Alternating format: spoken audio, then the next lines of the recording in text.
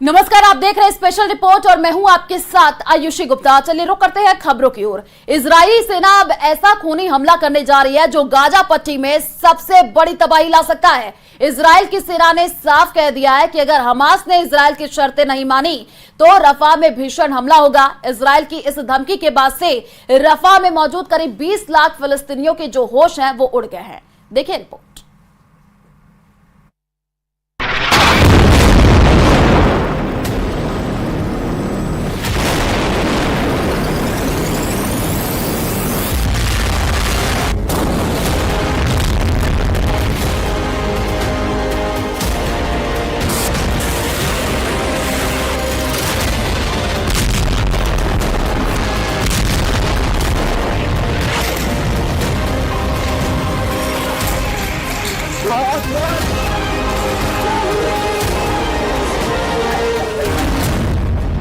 दो 200 दिन बाद आईडीएफ का ऑपरेशन सर्वनाश। 7 अक्टूबर 2023 के बाद से पूरा मिडिल ईस्ट जंग की आग में धधक रहा है। पीएम नेतन्याहू ने 200 दिन के युद्ध के बाद अब गाजा और रफा में ऐसा ऑपरेशन शुरू कर दिया है जो हमास के अंत के बाद ही रुकेगा।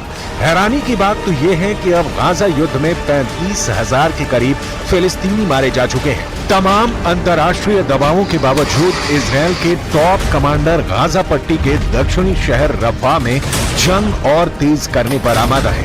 आप इसी से अंदाजा लगा सकते हैं इजराइल ने हमास का पूरी तरह से सफाया करने के लिए बहुत बड़ी तैयारी कर ली है।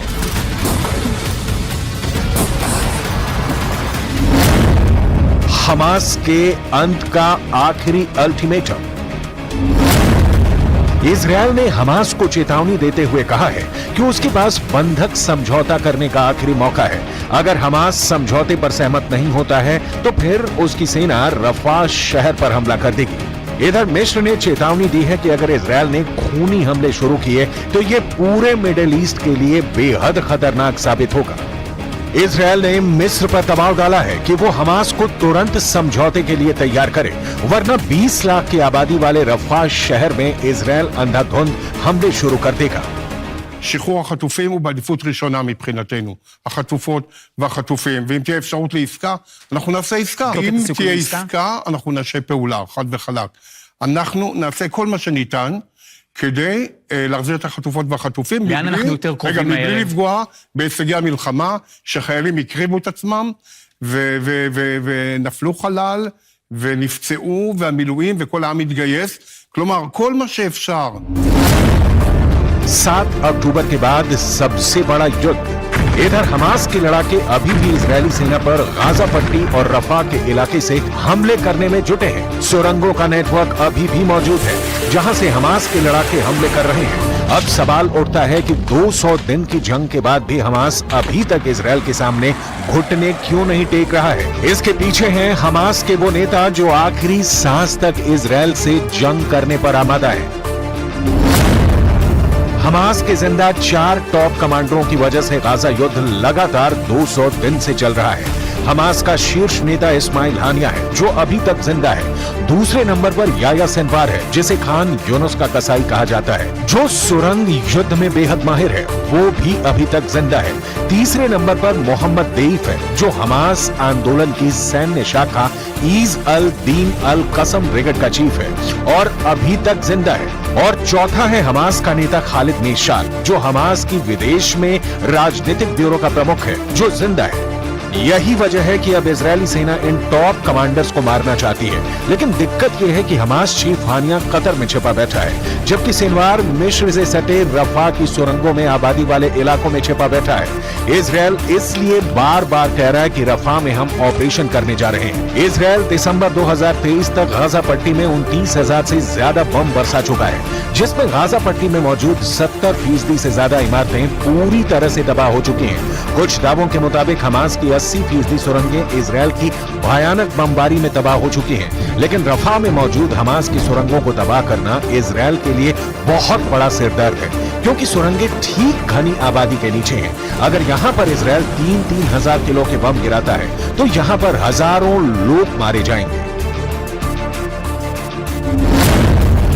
जरा इस एनिमेशन से समझिए कि क्यों रफा में इजरायल ऑपरेशन को खूनी युद्ध कहा जा रहा है। गाजा पट्टी के दक्षिणी शहर रफा में इजरायल बड़ा ऑपरेशन करने जा रहा है, जिसकी वजह से 23 लाख की आबादी वाले इस इलाके में भयानक खून खराबा होगा। यहाँ हमास के लड़ाकों से ज्यादा आम इंसान मारे जाएंगे।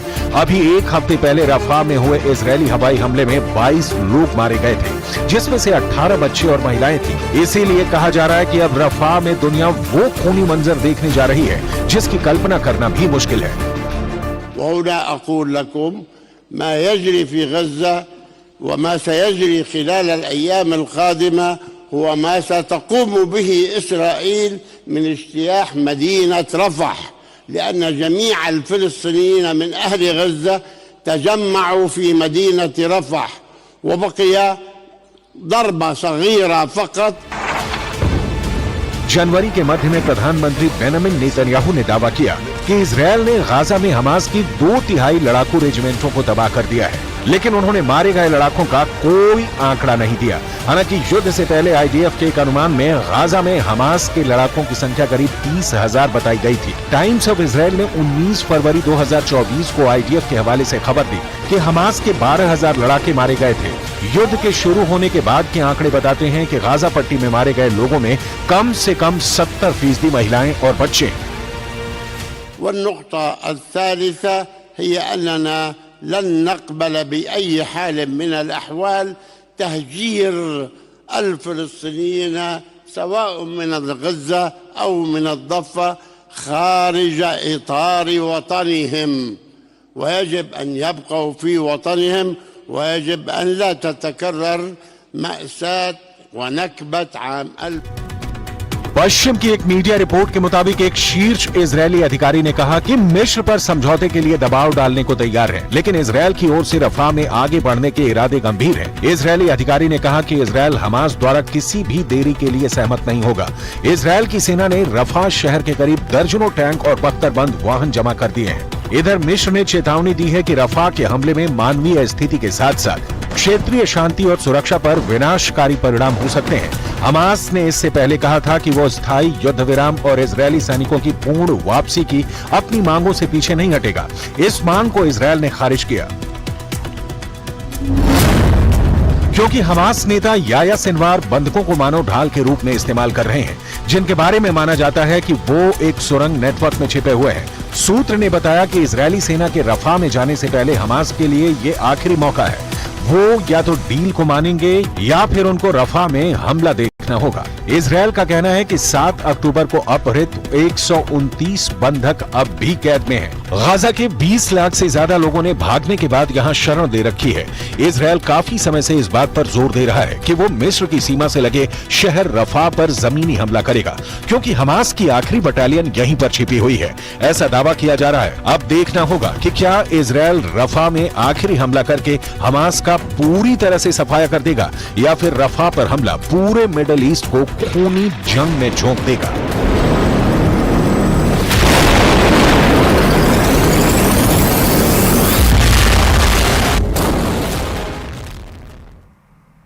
और चलिए रुक करते हैं अगली खबर की ओर। गाजा का युद्ध अब अमेरिका के लिए बड़ी फास्ट बन सकता है। अमेरिका के अंदर गाजा को लेकर के एक ऐसी जंग शुरू हो गई है जिसका अंदाजा बाइडेन को भी नहीं था। इस वक्त अमेरिका के कई शहरों में गाजा के नाम पर बड़ी टक्कर शुरू हो गई है।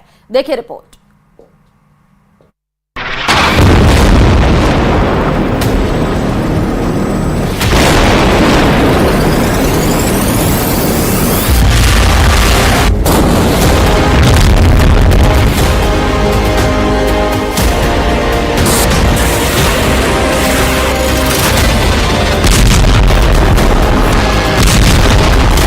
इजरायल का बम गाजा में फटता है, लेकिन उसकी धमक अमेरिका में सुनाई देती है। ना सिर्फ सुनाई देती है बल्कि जमीन पर ऐसी दिखाई देती है। अब एक नए युद्ध के जरिए गाजा में सीज फायर की लड़ाई हो रही है। सीज फायर यानी युद्ध बंद हो, बाइडेन पर प्रेशर हो कि वो इजरायल पर दबाव डालें और नेतन्याहू बमबारी बंद करें। अब इसे लेकर एक बड़ी जंग दुनिया के कई हिस्सों में शुरू हो चुकी है।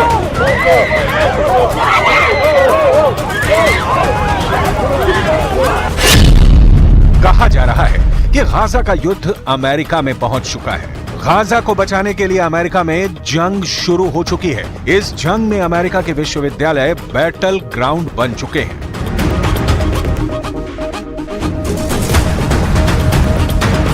अमेरिका के कई शहरों में अलग अलग विश्वविद्यालयों के सैकड़ों स्टूडेंट गिरफ्तार हो चुके हैं। हथकड़ियां लगाकर सबको हिरासत में लिया जा रहा है। सड़कों और चौराहों पर प्रदर्शन हो रहे हैं।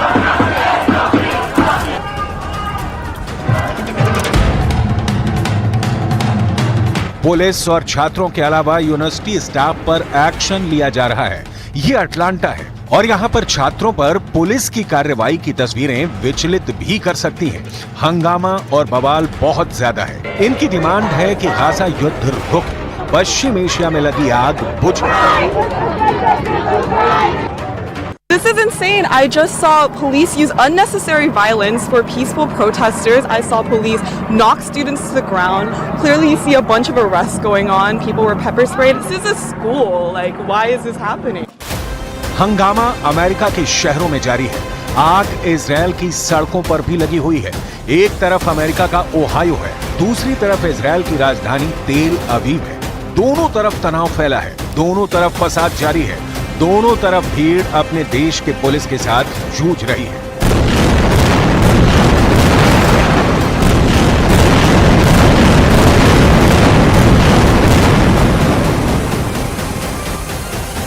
इनकी डिमांड क्या है, इसे समझने के लिए 7 अक्टूबर 2023 के बाद से गाजा पर हुई बमबारी और तबाही को समझें। गाजा पर गिरे हर बम ने जान ली है। एक नहीं, दो नहीं, बल्कि हर बम ने 10-10 जान ली है।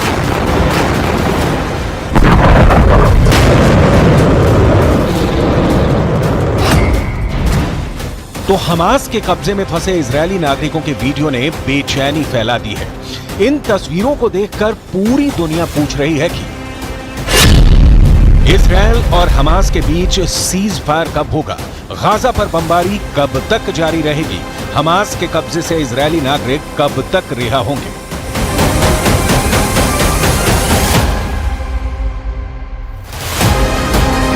अमेरिका में यूनिवर्सिटी के स्टूडेंट ये युद्ध लड़ रहे हैं और पुलिस उन्हें रोकने के लिए केमिकल स्प्रे कर रही है। कुछ पर टेजर गन चलाई जा रही है, यानी करंट वाली पिस्तौल। लेकिन अमेरिका में बाइडेन के खिलाफ यह विरोध रुकने का नाम नहीं ले रहा। अमेरिका के बॉस्टन नॉर्थहैम्पटन यूनिवर्सिटी के छात्रों ने कैंप लगाकर गाजा के समर्थन में प्रदर्शन किया तो करीब 100 लोग हिरासत में लिए गए। इनमें ज्यादातर छात्र और छात्राएं ही हैं। कई जगह आंसू गैस के गोले छोड़कर इस विरोध को दबाने की कोशिश हुई। अमेरिका के इंडियाना में ब्लूमिंगटन नाम का शहर है और यहाँ इंडियाना यूनिवर्सिटी में 23 लोगों को गिरफ्तार किया गया। एरिजोना स्टेट यूनिवर्सिटी में करीब 70 लोग गिरफ्तार किए गए क्योंकि यहाँ भी तंबू लगाकर गाजा में सीज फायर की मांग की गई। फिलिस्तीन के समर्थन के साथ यहाँ इजरायल के बंधकों की भी बात हो रही है और उनकी रिहाई के लिए भी अमेरिका पर दबाव डाला जा रहा है। We see what's happening in the United States and now in Australia. We keep going and we hope that it'll take off in France too, because universities really have a role to play in what's happening in Palestine and the genocide which is underway. सबसे बड़ी बात यह है कि पूरी आजादी के साथ अपनी आवाज उठाने के लिए जिस अमेरिका के लोकतंत्र की तारीफ की जाती है, वहां यूनिवर्सिटी के स्टूडेंट्स पर लाठी डंडे और आंसू गैस सब कुछ छोड़े जा रहे हैं। उनको गिरफ्तार किया जा रहा है। पिछले 10 दिनों में अमेरिका की Yale University, University of Southern California, Vanderbilt University और यूनिवर्सिटी ऑफ मिनेसोटा में काफी हंगामा हुआ है। इन विश्वविद्यालयों की इमारतों को प्रदर्शनकारियों ने घेर लिया। इस वजह से कई प्रोग्राम कैंसिल करने पड़े, पुलिस बुलाई गई और फिर अमेरिका को बदनाम करने वाली तस्वीरें पूरी दुनिया में छा गई।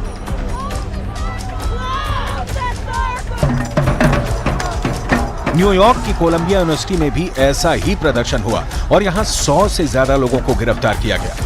And when students here in CUNY or in Columbia, whenever they're standing up and opposing the state of Israel, we are saying very good. It's not anti-Semitic.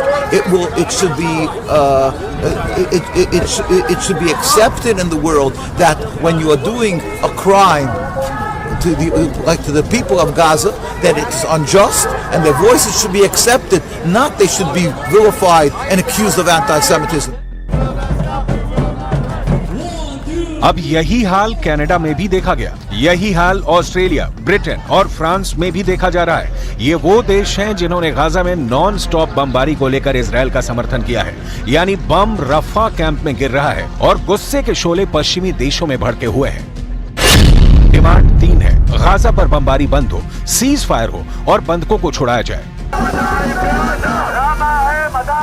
इस वक्त हमास के कब्जे में इजरायल के कई बंधक हैं, जिनको छुड़ाने के लिए इजरायल की सरकार पर भी प्रेशर बनाया जा रहा है। 200 दिनों से भी ज्यादा वक्त से बंधक बने केत सीगल और ओमरी मेरान का वीडियो हमास ने जारी किया है। יש לי זיכרונות מאוד מאוד יפים מפסח בשנה שעברה, שחגגנו כולנו ביחד, ואני מאוד מקווה שתהיה לנו לכולנו הפתעה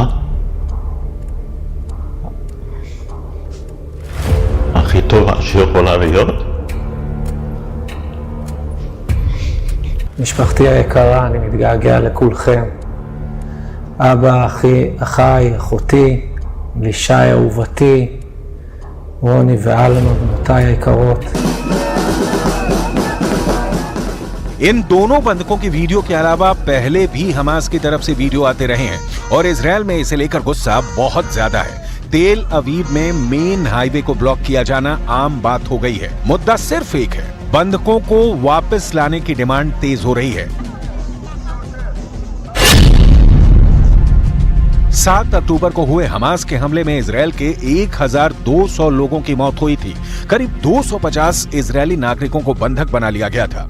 इसके जवाब में इजरायल ने गाजा पर लगातार बमबारी की, जिसमें करीब 35,000 लोगों की मौत हो चुकी है, जिसमें महिलाओं और बच्चों की तादाद ज्यादा है। हजारों लाशें अब भी मलबे में दबी हुई हैं। सवाल है कि गाजा में बचे आखिरी इलाके रफा पर लगातार बमबारी के बीच इजरायल अब क्या चाहता है? אם תהיה עסקה, אנחנו נעשה פעולה, חד וחלק. אנחנו נעשה כל מה שניתן כדי להחזיר את החטופות והחטופים. לאן אנחנו יותר קרובים מהערב? מבלי לפגוע בהישגי המלחמה, שחיילים הקריבו את עצמם, ונפלו חלל, ונפצעו, והמילואים, וכל העם התגייס. כלומר, כל מה שאפשר. गाजा के रफा से आया ये वीडियो देखिए। गाजा का ये रिफ्यूजी कैंप एक बड़ा मैसेज दे रहा है। मौत और खून खराबे के बीच यहाँ बच्चों का कोई खेल चल रहा है। जिस गाजा की आबादी करीब 20 लाख थी, वहाँ 85% लोगों का घर तबाह हो चुका है। लोग अब दक्षिणी गाजा में एक छोटे से हिस्से में रहने को मजबूर है। कोई तंबुओं में रह रहा है तो कोई बमबारी से तैयार हुए खंडहरों के बीच सिर छुपाने को मजबूर है। और चलिए रुक करते हैं अगली खबर की ओर। रूस ने यूक्रेन पर एक ही रात 34 मिसाइलों से हमला कर दिया। पुतिन की फौज ने यूक्रेन के 4 पावर प्लांटों को तबाह किया है। पुतिन का यह गुस्सा यूक्रेन की एक मिसाइल को लेकर के भड़का है, जो उसे अमेरिका ने ही सप्लाई की थी। देखिए रिपोर्ट।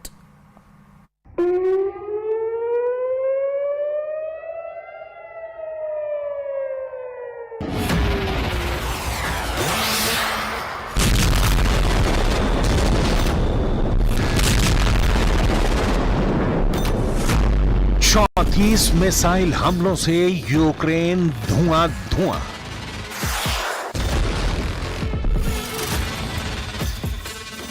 रूस का यूक्रेन पर बहुत बड़ा अटैक।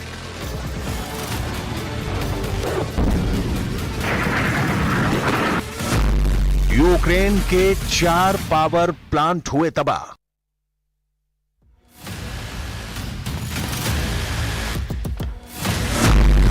ये पुतिन का क्रोध है। यूक्रेन से आई बर्बादी की ये तस्वीरें ही बताने के लिए काफी हैं कि पुतिन किस कदर गुस्से में है। इसीलिए पुतिन ने एक बार फिर अपने तोपखाने का मुंह खोल दिया है। पुतिन की मिसाइलें गरज रही हैं। पुतिन की मिसाइलों ने यूक्रेन में त्राहिमाम मचा कर रख दिया है। इसीलिए 1 नहीं, 2 नहीं, 3, 4, 5 नहीं, बल्कि एक ही रात में पुतिन ने 34 मिसाइलों का रुख यूक्रेन की ओर मोड़ दिया। यह हमला इतना बड़ा था कि यूक्रेन को पहली बार में तो समझ में ही नहीं आया कि मुकाबला करें या इस हमले से बचें। जब तक यूक्रेन के फौजी कुछ फैसला ले पाते, तब तक मिसाइलों ने यूक्रेनी ठिकानों को तबाह कर दिया था।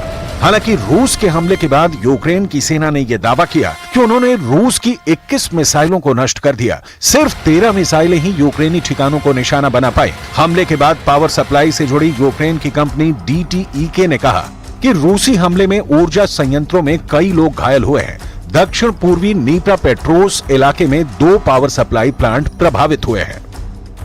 पश्चिमी लीव और इवानो फ्रैंकोविस्क इलाकों में भी हमलों की खबर है। यूक्रेन के दूसरे सबसे बड़े शहर खार्किव में मिसाइल हमलों में एक मनोरोग अस्पताल क्षतिग्रस्त हो गया, जिसमें एक व्यक्ति घायल हो गया। घटनास्थल की तस्वीरों में अस्पताल के पास एक बड़ा गड्ढा और गलियारों में शरण लेते मरीज दिखाई दे रहे हैं। इलाके के गवर्नर ओले सिनुहुबो ने रूसी हमले की पुष्टि के साथ ही ये भी कहा कि हमले में 53 साल की एक महिला को चोट लगी है, जिसका इलाज जारी है।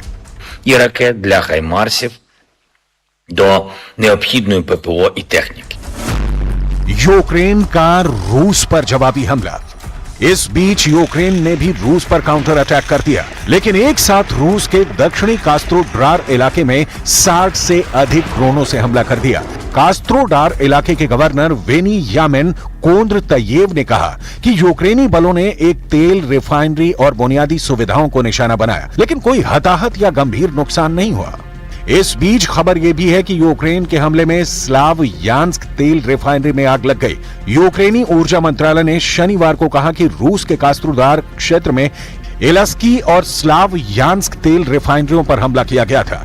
यूक्रेनी ड्रोन ने रात को कुश्चेवस्क सैन्य हवाई क्षेत्र को भी निशाना बनाया, लेकिन रूस का दावा है कि यूक्रेन के ज्यादातर ड्रोन को रूस की वायु रक्षा